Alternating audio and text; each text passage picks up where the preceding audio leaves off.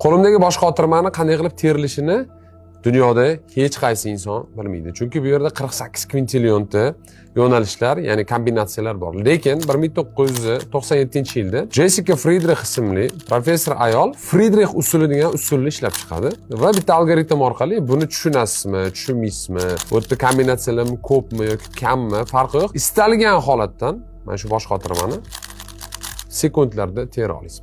Eng qizig'i bu qoida istalgan yo'nalishda ishlaydi. Misol uchun xotira qanaqa ishlashini hech qaysi olim sizga aniq tushuntirib bera olmaydi yoki diqqat yoki miya qanaqa ishlashini hech kim oxirigacha bilmaydi, lekin muayyan algoritm bilan ishlatish orqali siz bu masalani bemalol hal qilishingiz mumkin va xotirangizni bir necha barobar kuchaytirishingiz mumkin. Aynan shu haqida men YouTube'ga bepul dars oldim. Dars uzunligi deyarli 1 soat. Bu dars qanday qilib xotira va diqqatingizni 10 barobar kuchaytirishingiz mumkinligi haqida va u yerda men muayyan algoritmlarni berib chiqqanman. Dars olish uchun shunchaki izohlarga sir deb yozsangiz, men sizga darsni jo'natib qo'yaman.